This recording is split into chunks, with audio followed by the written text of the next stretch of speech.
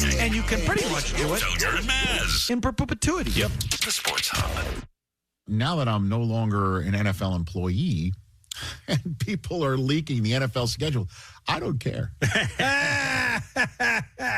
Used to piss me off. It really did. Used to piss me off because we at NFL Network created the schedule release show. Like, we actually eventized the announcement of paperwork. People thought, what are we doing? You know what I mean? Back then. People thought, what are you doing? We know who plays who. We know who plays who where.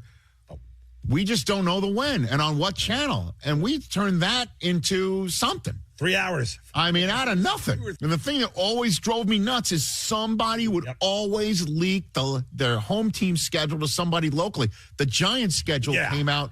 Francesa got it. Immediate. 100% somebody from the Giants organization leaked it to Francesa every year. And I would come in and I'd complain. I'd be so upset about it. Now I'm seeing the Patriots schedule got released.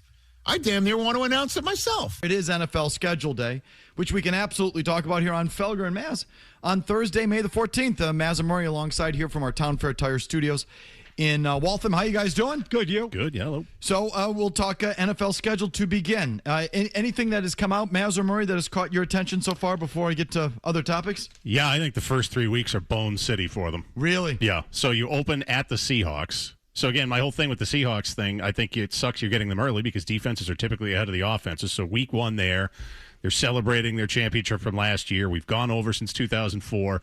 The reigning Super Bowl champions, 16-5 since they started doing that. I don't like that spot. And then the Steelers, look, I'm no big believer in them, but as I said, defense is typically ahead of the offenses. They traveled well. They beat you here last year. That's your home opener week 2. And then at the Jaguars, playoff team. Even in the Brady years, the last time they played down there, I think 2018, they lost. It's going to be probably 1,000,000 degrees. It'll be hot as balls. That's right. Go ahead. I don't like that. Those first 3 weeks, tough. Yeah, that's a fair point. Pittsburgh doesn't scare me. Please. If you can't beat Pittsburgh at home, especially after losing to them last year, then you have problems. Mike McCarthy against Mike Vrabel should be one of the great mismatches on their schedule this year. Okay, guys. So, again, just give us a preview. Week 2, Steelers at Patriots. Pats win. Yeah, probably win, but it's not a given. And it's the Steelers. They're usually defensive forward. You could see them maybe coming in here winning a 17-10 game. Are right? we really going to do this? Just go ahead, Jimmy. We might as well. Okay, let's go. Oh, schedule day, where fans get to pick wins and losses. I would prefer not to do that. I mean, you'll have the thing tomorrow, the production tomorrow, as we usually do. But can we just keep it in our pants for 5 minutes without looking? Good down. Can I tell me what's going on today versus we get to something that's coming on Sunday, September the. Oh, what? Can we please? But you did seem to agree with me there. Those first 3 weeks, kind of bumpy, potentially. So they have a hard schedule. They definitely have a hard schedule. And I don't even know more. But Maury, I agree with you. Like, on balance, I agree with you. But I would tell you that I think every 3-game stretch, you're going to be in something similar. Well, because of the depth of the opponents. They have a hard effing schedule. And I think if you took out any 3-game sample, you're going to say that one's trouble, that one is problematic, and they should have that one, but I don't know. And that's what that is. That's at Seattle. That's a problem. Home Pittsburgh. They should have that.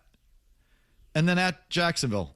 That one could go either way. You know what I mean? Like, so I think like any 3-game stretch, you're going to get that. But the start's important. Don't you think the start is important for Mr. Free Willy there? Yeah, sure. Vrabel and what's going on down there? Definitely. Yeah, I just, given what the list of their opponents is in the games, Pittsburgh's one you're going to have to win. Especially if it's at home. You lose that one, put on your skis, baby. Pork City. Well, we did say you ski in Pork City? We did. Whooshing down the pork. The Mazz, didn't we say the same thing last year, and didn't they lose that game? They did. Do I have that right? Yeah, they did. They lost in Pittsburgh in week 3? Yeah. Yes. Something like that? Yeah, Yes. I think 3 turnovers for May in that game. Okay, was that... it's funny how you remember that, Murray. It was not a good game for him. He did. He had a bad one. I remember it ball security there. Bad. Okay, so listen. We're going to do that. They got at Chicago on a Thursday night. That's sort of like, I think Chicago's going to come back to the pack, but I think there's very few games where both of you guys are going to go win. I just think that's the schedule, and it's certainly the first 3 weeks. There's a bigger picture thought that Mazz wanted to hit on. He was listening to Fred this morning. Fred and Hardy interviewed Gary Myers, and what from their conversation do you want to touch on? Okay, so they were just talking about the spread of NFL into Europe, the expansion of the schedule, the Thursday night package, the Wednesday night package, the Sunday night package, the Saturday games, the Monday games. They started adding all up, and I said, years ago we asked, is there a point when there is super saturation with football? Okay, now look, I love the sport as anybody else, but I think we're starting to get close if we're not there. And the reason I say that is they started talking, and the thing that triggered me a little bit was, and this is not new, I'm not telling you it's new, it just started to really dawn on me today. They started talking about having a team over in Europe, which I've heard before. Then, scheduling issues, and that's why they're talking about the prospect potentially of a whole division that's Europe-based. And then they started talking to Myers about potentially the Super Bowl being in London. And I started thinking about all this, and I said, this is getting ridiculous. And the thing that really triggered me was the talk about the television packages, because they have to move them to all different nights. And Fred, I thought, made a good point, and something that I personally have always felt. The beauty of football, the NFL, to me, is that you could basically, at least for a long time, watch the whole league in one day. The whole thing was packaged for you nice and neatly on Sunday. You could watch all the games and, or at least see highlights of them and updates and have a good grasp of what's going on in the league by one day. Now they're changing that. They're doing it all for TV. And this whole idea of, the famous line, did I already say this? Nope. That the famous line. Just to yourself. The famous line that you always talked about was the one that Mark Cuban said many years ago. Hogs get fat, pigs get slaughtered. The other way around. Pigs get fat, hogs get slaughtered. And so I'm starting to wonder, is the NFL getting hoggish? And I think you're starting to see pushback. So this whole Department of Justice investigation into the selling of the rights, they're in the middle, Mike, the NFL is. They are in the middle of a broadcast deal, does not expire for another 5 years. And they're trying to get out of it and leverage their partners so they can make more money now. It's already one of the most profitable leagues in the world, if not the most profitable league in the world. It's certainly the most profitable league in the country. They are the top 49 or 48 of 50 television programs every single year. Football, football, football. And I personally have decided I don't want to watch it 6 nights a week. I don't want to have to watch the Monday game and the Wednesday game and the Thursday game. And then there's a Friday game on Black Friday. And then the Saturday games come when college ends. And then on Sunday, I got to watch the whole slate. There could be crap games in the 1 o'clock window on Sundays now. Like, there's all this ripple effect that is going to affect people in multiple ways. And I think it's a mistake. Well, the core of it, you hit on it. The key to the NFL product for decades was scarcity. Scarcity and density, if you will. The fact that you had to wait till Sunday, but then when Sunday came, you had the whole league in one day, and that was the beauty of it. It was convenient for the consumer. And not just that, it was just quality. It was only one day, and you were guaranteed quality because all the games were on one day. And you had to wait all week for it. And you had a thirst for it because it was scarce, supply and demand, okay? All that. So they tightly controlled the product. It was all on one day, and that was sort of part of what made it what it was. And now they're really slowly, I say slowly, they have pretty much diluted that whole thing. And so, that's a huge part of it for me. Always has been. Because look, we personally dabble in a lot of different sports. There's a lot of different things you got to watch, particularly in the spring and the fall. And the football games are the ones I look forward to the most. But if you're putting good games on Monday night and Wednesday night and Thursday night, well, then what's that going to leave for Sunday? So there's going to be a crap game at 1 o'clock on Sunday that I have no desire to watch. And so I'm going to avoid that one now. Or I just don't think the average Joe, and again, I might be wrong about this because I'm really giving you a me perspective, but 6 nights of football, and I know it'll probably never actually fall to be 6 in a week. But some weeks you're going to get it. It's going to get close. Yeah, no, there is something to this. I feel this way. Thanksgiving week. Yeah. You'll Yes. have a Sunday night game, Monday night game. You'll have a Wednesday night game. You'll have the Thursday game. You'll have the Black Friday game. I don't know what they're going to do Saturday of that week, maybe nothing, but then Sunday. So it's, 5 days. well, 5 days, yeah. I mean, in 6 out of 8, if you roll into the next Sunday, it's like, And the ones that are on those odd nights that we don't currently have are going to the streaming services. And those are going to be good games because they're not going to sell off crap inventory to the streaming services, which means come Sunday at 1 o'clock. Crap sandwich. Right. Half the league is going to be in the books already. You'll have 5 games or 4, whatever, that have already been played that week. And by the way, have I even mentioned the 18-game schedule? That's coming. So, it's just at what point you're flooding me now? Yeah, the burnout factor is going to be high. For 20 years, Carrie Underwood has been singing, I've been waiting all day for Sunday night. In the last few years, usually I get to that Sunday night, I'm like, all right, I guess. I haven't been waiting. Yeah. I've been watching football now for 4 straight days. And I will admit, part of me wants it to be too much. Because I think this move with the owners, trying to get out of their broadcast deals so they can gouge them all for more money, is one of the great dick moves of all time. I think it, and look, I understand it's business, and in the NFL, players get out of deals all the time, but I'm with the players on that one. The owners are leveraging everybody to the hilt now, and I feel like they're finally starting to get some pushback, at least from politicians and some business owners. And so if they go even further, I think they'll get more pushback. And I say good. Well, let me ask the people. Is this just us, or do you feel the same way? In other words, are you someone that says, give me football every night? Give me a game every night. I want it.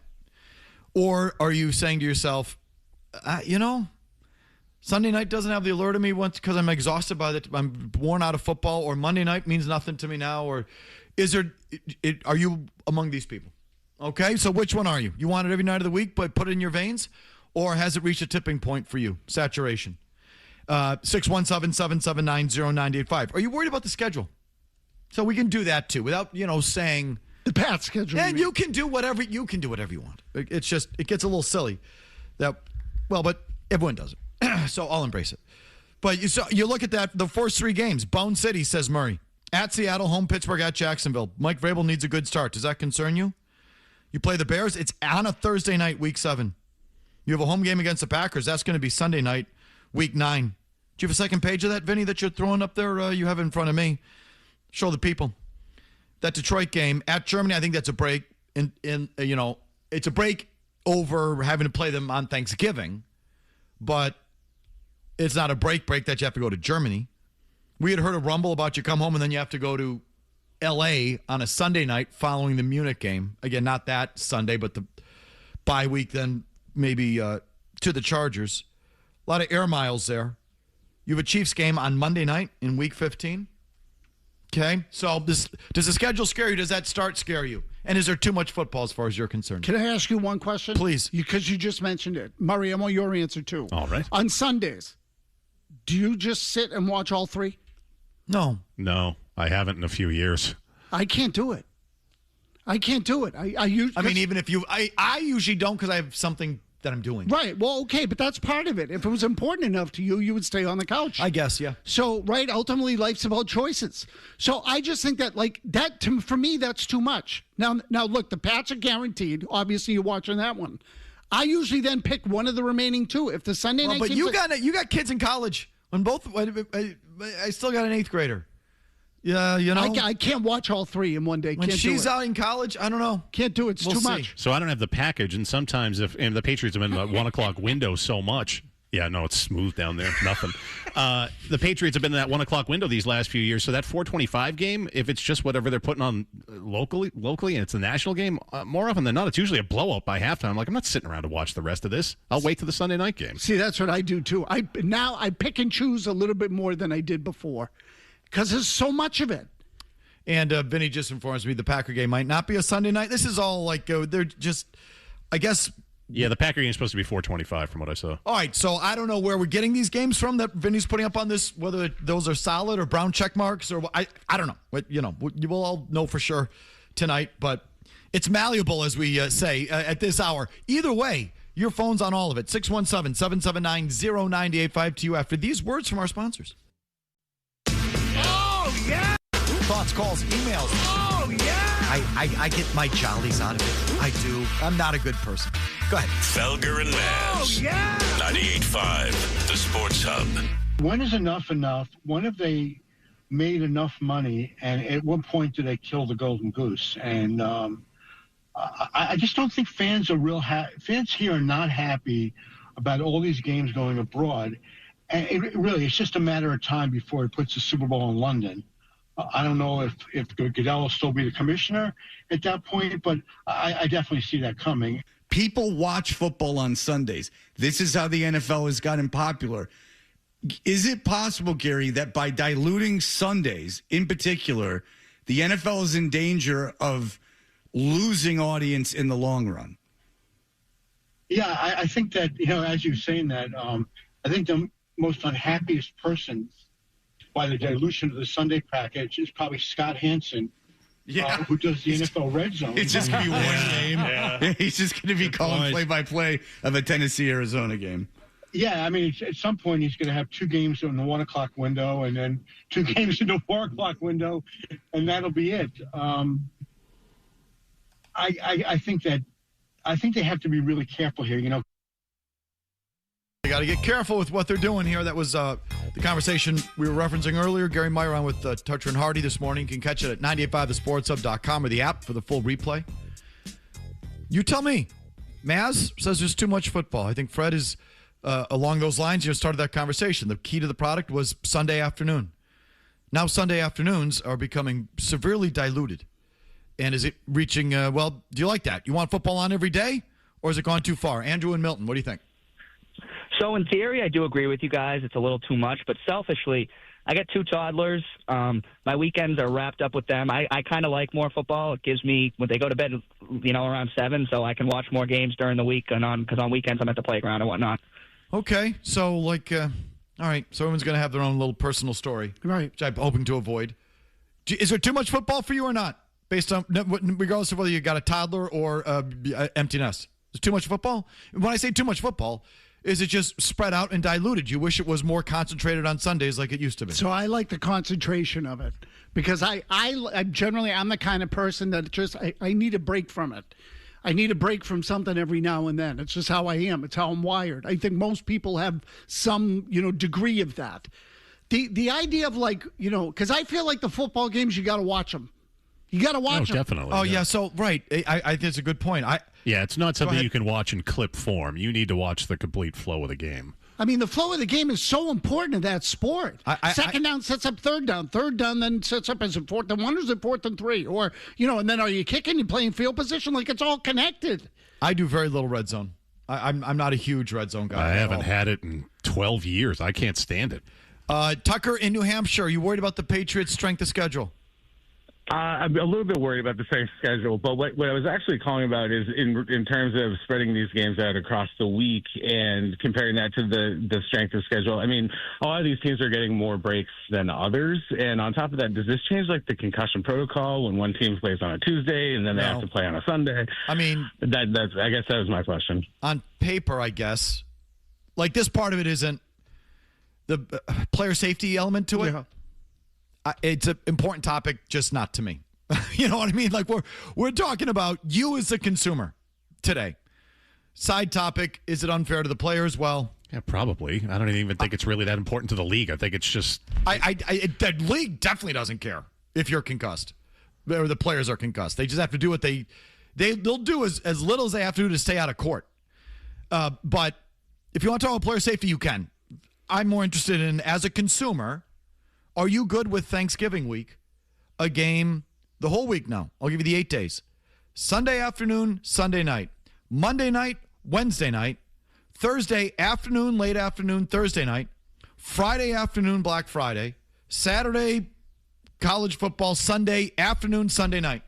Is that Is that what you want? You wish every week was like that? No, not every week, but Thanksgiving week, I kind of like it because it's Thanksgiving. You know, yeah, you sit around and get fat. Right, but although I could do without the Wednesday night game. See, I can do without the stupid Black Friday game. All right, either or. I'll tell you what, just take one of those off.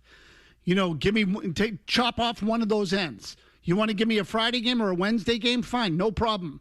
I can consume 2 days in a row. You start getting a 3 in a row and 4 out of 5, too much. How about Spencer in Georgia? Go ahead, Spencer. Yeah, I know there was talk about going 18 games and to help the players out, they would bring a second bye week. Will that just, have the owners just go, Monday through Sunday? We're just going to hit you every day of the week once they do that. Do you think that would happen? I think if the owners had it up to them, they would go every night of the week. They would. Because you could sell each night separately, perfect for a streamer as a one-off. And if it were up to them, they'd have every night. 6 or 7 nights every night if they could. They only care about the money. They don't care about the quality of the game. They don't care certainly about player safety. It's laughable. They don't care about diluting the product. They don't care about taking away from Sunday afternoon. They don't care about the inconvenience of Europe. They don't care about the fact that going to Europe, playing in Europe, does nothing for the American consumer. Nothing. 0.0. Nothing. They don't care about any of that. They just care about the money. So, yes. Would the owners want to do what you propose? Yes. And more. So, and this is another thing. It has nothing to do with player safety, the 18-game schedule.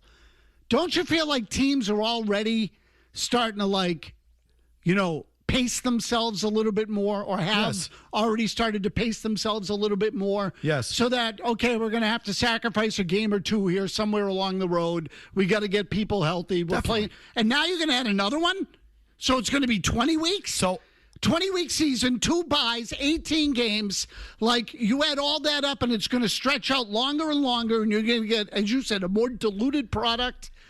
I don't like it. Yeah, I don't care about 18 games, but 18 games in conjunction with how they're spreading it out is going to feel like too much. It already feels a little too much.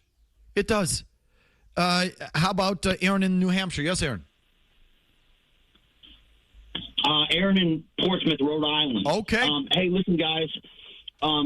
Check this out. No F-bombs today. Last time, the salty chips. Aaron, I've never heard of you. I don't care if it's Portsmouth, Uranus. And I don't remember what you did the last time you called because I've never heard of you and I don't care about what Portsmouth. So please, thank you for calling and weighing in. Just get to your point. How about the effect on the careers and the longevity of careers on the short weeks, with the effects on injuries on short rest like that, and the win-loss records on these teams? Okay, Aaron, again, thank you for the call. The player safety thing again is... And the owners don't care about it either. And I can't believe fans really do either. Do you? No, look at it. I don't believe it. No, I don't either. No, they don't. They don't. So are 18, but I'm worried about the quality of the product. Are 18-game seasons going to shorten careers? I guess. Yeah, they probably will. I mean, in terms of years. Right. That's right. Yeah, they probably will. Is that a reason not to do it? I don't know. I think the reason not to do it is that the key to your product was scarcity. The key to your product was supply and demand. It was the fervor. I don't know what the word I'm looking for. The anticipation of the games and how you only got them one day a week. And that's what you had to wait for. And so they had you on Sundays. They had you. And that whole thing is being severely diluted. And I think they probably have taken it too far. Now, we'll see if that really starts to impact the numbers and the interest, because it hasn't to this point. No, it hasn't. And look, for all I know, I'm going to be right there in front of the TV for every single one of them again, or, the majority that I watch. But I just, at some point, you do sort of get smashed in the face with it. And you're like, I just can't watch it tonight. Wes, on his watch, do you want football every night in your face? No, I don't. And I was well ahead of this, and I'm going to bitch real quick. Years ago, when the Patriots had all those night games, great, it's a marquee game. Can't you just have a good game on a Sunday at 1? I hated this way back when again, they're playing every night. I'm like, enough's enough. Well, it is true. Those Patriots at 1 on a Sunday, say goodbye. We'll see. They a couple of these years, they've had 13 of them. Yeah, Sunday at 1. I'm just picking a number, but it's something like that. That's about to get flipped on its ear. So the whole viewing experience for you as a fan. I don't know if that's better for you or worse. So you all have your own schedules and own situations, but that classic thing of Sunday afternoon watching your team, that's kind of going bye-bye. If your team's good, that's kind of gone bye-bye. Yeah, look, there is the chance that the owners in the league is ahead of it. Because as a caller said earlier, you can set your work hours now for however you want for many people. But on Saturdays and Sundays, you're out with the kids because those are the kids' activities. They're not in school. Okay, so too much football? Question. Worried about the Patriots schedule? Question. And then we'll do a little exercise here coming up. Every year, 4 teams make the playoffs that missed it the year before, and 4 teams drop out. We'll give you our 4 coming up next. We'll play that little exercise after Big Jim Murray gets you updated here. Now, more of Felger and Mazz on the Sports Hub. It's the Coleman Electric email of the day. Dear Felger, I really hate you. And I think Mazz is a boob. It's electric. The Coleman Electric email of the day. It's electric. Send yours to Felger at 985thesportshub.com. Email today brought to you by Coleman Electric, a bunch of really good electricians helping homeowners just like you. When you need an electrician, you want to call Coleman. It's electric. It is electric. Kuhlman. Panel replacements, old wiring, got to come out. Jesse Coleman wrote a book on it. That's the absolute expert in that field. But any electrical need, Coleman is your outfit. Subject line, are you okay?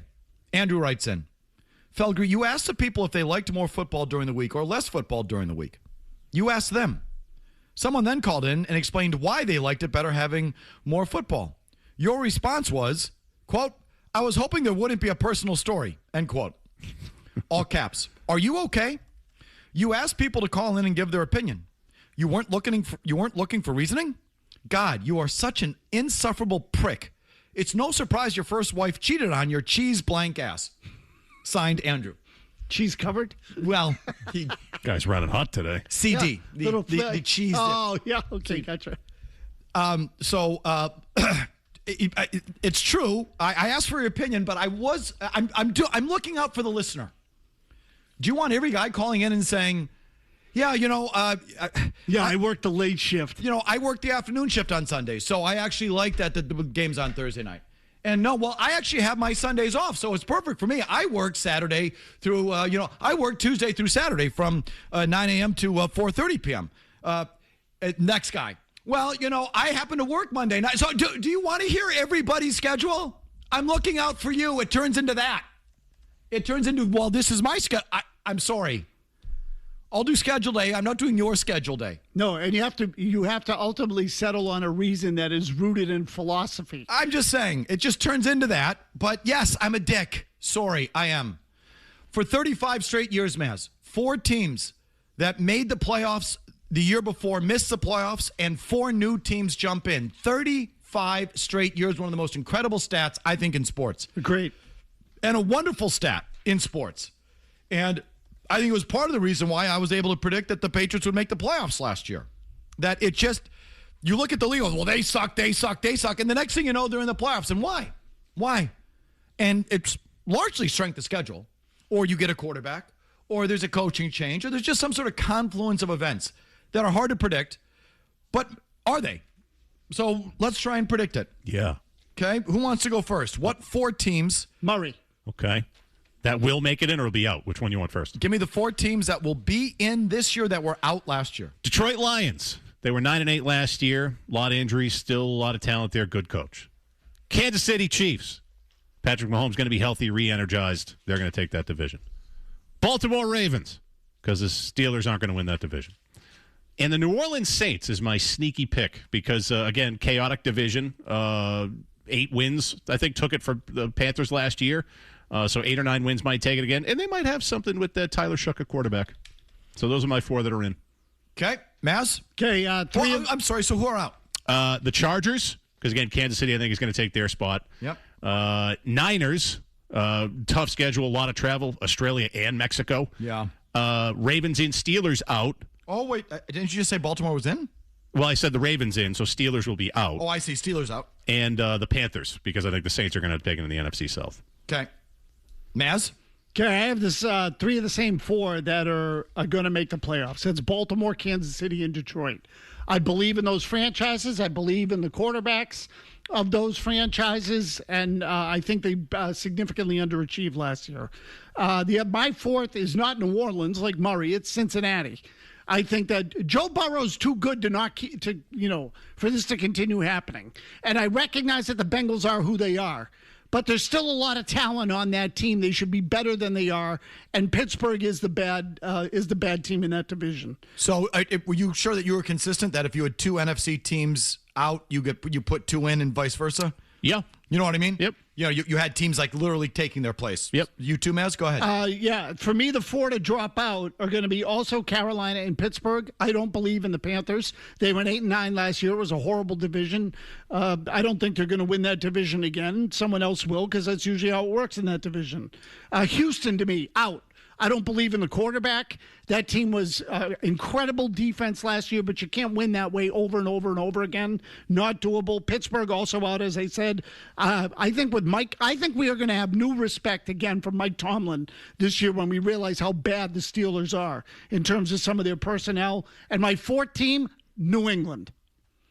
I think last year was a gift. And I can see an 8-9 this year very easily. So I think they're going to have a hard time.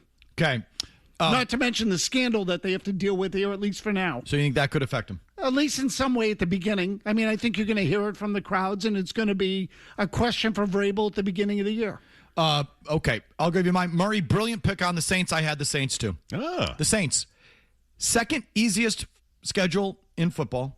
And that's both second easiest based on last year's winning percentage and the Fakakta projections. They have an easy-ass schedule. And as Murray pointed out, the division winner last year, Carolina, was 8-9. So what's it going to take for New Orleans to get on a run against practically the easiest schedule in football and get to 9 or 10? It's all it's going to take in that division, if that. So the Saints are just the kind of team that goes from year to year. I went Cincinnati instead of Baltimore coming back into the playoffs. And Mazz, 3rd easiest schedule in football. Yeah, I mean, they're due. 3rd easiest schedule in terms of last year's winning percentage. 3rd easiest projected schedule on the Warren Sharp list. Easy schedules. Easy schedules, Patriot fans. You should know this by now. You should be experts in it. But it wasn't an easy schedule, Felger. Okay. So those are the ones that are entering. Those 2 are entering. I also have the Commanders. Okay, you don't, Murray, right? I don't. Are you done with that? Was it? So Jaden Daniels out, this Fakakta Rattler in, or who's the quarterback down there in New Orleans? Tyler Shuck. Shuck in? No, I still believe in Jaden Daniels. I have injury concerns. And it's a mess there with the coaches. Cliff Kingsbury's now gone. I don't know. I don't feel great. Okay, I put the Commanders in. They have a middle-of-the-pack schedule, and I do believe in Jaden Daniels. I think he's a badass. I think he had a sophomore slump. He'll be back this year. And then I have Kansas City just because I just can't close the door or write it off. I didn't even look at their schedule. I got Kansas City, and the teams that are out are Jacksonville, always ripe to come back to earth. Pittsburgh, I'm with you. No Tomlin. McCarthy will be exposed. I took Chicago out. Hardest schedule in the league. I thought about them. Hardest schedule in the league. I can see that. Just, you handicap the schedules. Chicago is the hardest schedule in the league. Everyone's going to be looking out for him. And is that kid going to just continue to reach up inside of his anal cavity and pull games out that are just, Jaden Daniels did it as a rookie. It all went poof in year 2. Yeah, that's a good point. You could see that going the other way for Caleb Williams next year. How many games did they win where he just flung it out of his ass at the end of the game? No, a lot. So, that tends to even out. And then I'll take Carolina out because New Orleans is in. But it'll happen again. 4 teams who you think epically suck are going to be in the playoffs next year. What's the Giants' strength of schedule? Because I could be talked into them because they have an obvious huge upgrade at head coach. And so real quick, I didn't go Ravens. I think Ravens would be a hot pick to come back into the playoffs. You know why I didn't? Tough schedule. Real quick, who's their coach? Oh, the guy from the Chargers. Who's their coach, Murray? Jesus. Who's their coach? Don't say it, Murray. Mazz, you can't remember. I don't even remember. Who's their coach? I know. I want to say Gus Bradley, but I know it's not. It's not. Can I say it now? Go ahead. Minter. Jesse Minter. Mazz was right.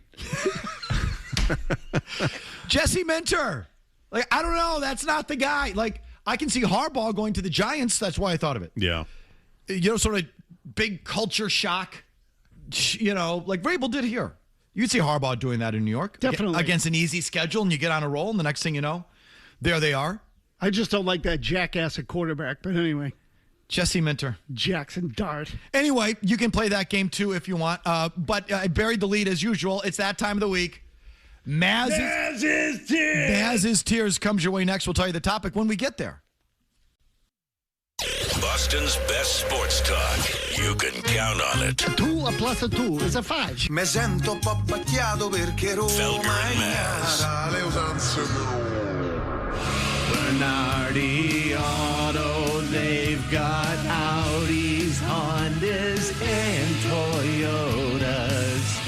They are the ones who sponsor who Mazz thinks is a fraud and who's for real. Yeah. Mazz's Tears. Yeah, those are tears of a clown. Mazz's Tears. The second tier. Hold on, let me get my pen. Mazz's Tears. Dallas. Buffalo. Tennessee. Mazz's Tears. Third tier. Okay, here we go. Hold on, let me get my pen. Mazz's Tears. Tears. Tears. It Tears. is that time of the week. Mazz's Tears is brought to you by the Bernardi Auto Group. When it comes to auto dealers, the Bernardi Automotive Group always finishes top tier with Mazz number 1, 1A. That's because they sell and service Acura, Audi, Honda, Toyota, and Volvo vehicles. Bernardi for now, Bernardi for life. Find them now at BernardiAutogroup.com. Mazz, what do we got this week? Okay, so in the wake of the news that, what was the name of the guy at BC who got arrested? I can't begin to remember it. Quintavious or something? 7th round pick. Hutchins, yes. We decided to go with, now look, not all arrests are created equal. Some are a little bit more based on stupidity and have a certain amount of humor to them. Others are much more serious in nature. So we're not trying to minimize the ones that are more serious in nature. In fact, we tried to avoid them altogether. So here's the idea. What we're looking for is ultimately what we would call amusing arrests. Okay? Amusing arrests. In Patriots or sports? No, all of sports. There's a couple of Patriots that made the list. Okay. And some of these, some of the amusement comes in alibis and things of the like. But you get the idea, amusing arrests. So we're not getting too heavy here. Some in any case. So we'll start with tier 3. You get the idea. Start with tier 3. Randy Moss, alleged assault. Do you remember this? Consensual horseplay? Of course I do. So this was an accusation from a woman. Moss ended up getting vindicated in this, if I'm not mistaken. You know what I think happened? They were playing around with handcuffs. Oh. And either someone couldn't get out of them or maybe scratch their wrist or something. But it was consensual. Horseplay. Well, horse call. Yeah, exactly, yes. Okay, this is one that I forgot about until I went online and found it today. Dion Lewis, former Patriot running back. I believe he was with the Tennessee Titans at the time. With his brother, I believe, got back to a hotel on a road trip, couldn't get in, and was frustrated. They'd been out drinking, so he pulled the fire alarm and got arrested for unlawfully pulling the fire alarm. That's the stupidest thing I've heard. Okay, Floyd Mayweather in 2002 stole his girlfriend's phone, and she pressed charges against him, even though, of course, he could buy Apple, for crying out loud. Wait, he stole it because he needed a phone, or was he trying to prevent her from calling the cops? That's a felon. I mean, that's against the law. I didn't get the full details, but yes, he swiped her phone and she pressed charges against him, which is funny. I got a chuckle out of this one. Chad Johnson was in court for one reason or another. He had been granted a reduced sentence by the judge. The judge said to him, "Thank your lawyer." In his case, the lawyer was female, so he slapped her on the ass. And the judge reversed the decision and made him serve 30 days. No. Yes, for being disrespectful in court. Because he gave her an attaboy? Yes, I gave her a slap on the ass. Way to go. That one I love. And this one is one that I didn't remember that you pointed out this morning. Patriots had a player named Kenyatta Jones, who and this part of it is, not really all that funny. He poured hot water to a guy who was in the bathroom and actually caused burns on the guy. Who was taking a deuce and he poured him with scalding hot water. Correct. It was his roommate, his cousin, I think. Subsequently, he tried to urinate while on the dance floor. The cops hauled him out of the place. He pushed the cop and got arrested and charged with assault. So when I looked, I remember Kenyatta Jones. I just looked him up quickly this morning. I found subsequently after he retired, he tried to urinate on the dance floor of a strip club. Yes, exactly. At which point, they came up to him and he then got an assault. So quite a character. So when I was Googling, talk about the Patriots bingo card. That guy covers a lot of the hidden. Like, and when I told you every box is checked by the Patriots, this proves it. Yeah, he had like a wild card bingo selection. Just quickly, because you mentioned it, and I don't want to forget. There was one I found online, and then I couldn't find it again to write down the names. There was an athlete who went to a strip joint, came out, stole a car so he could drive to another strip joint, which was 13 seconds away. Oh, my God. He was too lazy to drive, and too lazy to walk, rather, and stole the car. Anyway, Tier 2. We'll go to Tier 2 now, Vinny Crouch, our simulcast producer. 1997, Albert Bell on Halloween. Oh, I remember this. Some kids egged his house. Yeah. He got in his car and tried to run him down with his car. Everyone turned out fine. It was no issue, but he was arrested. Jabril Peppers, Mike, the story that you told yesterday. Yeah, the strangulation and the blow. Right. He was charged with assault or domestic assault. Battery on a woman, got arrested, and while they were taking him, he said, "Oh, I forgot my wallet." And they had to go back and get his wallet, at which point they found cocaine in his apartment, so he got charged with drug possession. Yeah, it was like, did you strangle her? No. But the blow's mine, yeah. Yes, exactly. 2014, I had never heard this one. Maybe you had. Claude Giroux, obviously longtime NHLer. I think he was with Philadelphia at the time. Claude Giroux was out drunk, ran into some cops, and they were going to arrest him until he grabbed the ass of a male police officer. And they said, nope, that's not allowed. And he got arrested and taken in for assault. Patrick Kane, as we know, punched a cab driver because the guy wouldn't give him change when he wanted change for a cab fare, and the change amounted to it was like 20 cents or something like that. And wanted change, and Patrick Kane punched the guy in the face. Ty Law, drug possession. While crossing the border. His cousin's bag. He claimed that it was his cousin's bag of ecstasy. Hate when that happens. I know, yes. I blame my cousin for a lot of things, but I haven't pinned that one on him. Tier 1 is sort of its own unique class. Special group of people in this one. And one in particular that I picked, not for the severity of the transgression, though it was significant, but more because, again, any chance we get to play the commentary from his attorney, we will do so. Jack Jones tried to get on through security at the airport with a gun in his carry-on bag and was charged with possession of a weapon or trying to check a weapon in his luggage at the airport, which led to the now famous Rosemary Scapiccio. Yeah? That doesn't make him a thug. That doesn't make him a wannabe criminal in this case. It doesn't make him a wannabe gang member. It makes him an individual charged with a crime. We're not saying that. Commonwealth is, well, you were. Everybody was on social media. Does it make it feel bad? We're suggesting you do your research before you start writing like that.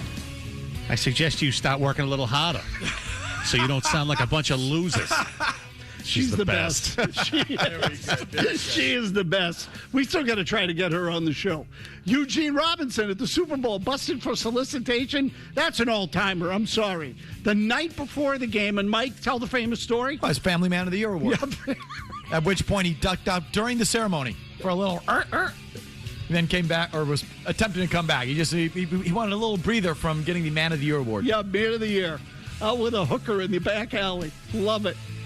Gilbert Arenas pulled over for speeding. Now, Gilbert Arenas, if you remember, was known for one time he and a teammate pulled guns on each other in a locker room of an NBA arena. But in this case, he was pulled over for speeding and had 100 pounds of fireworks in the back of his truck. Oh, my God. And got arrested for unlawful possession of fireworks. That one's on there just for, in Tier 1, for the amusement factor. That Plaxico Burress, obviously, all-timer, shot himself in the leg in a nightclub, ended up doing, like 30 months or something like that. And this one actually occurred in college, but I went with it. Najee Davenport, who I believe then was with the Florida Gators, broke into a woman's room in college. Oh, did he take a deuce in her laundry hamper? In her laundry hamper, correct.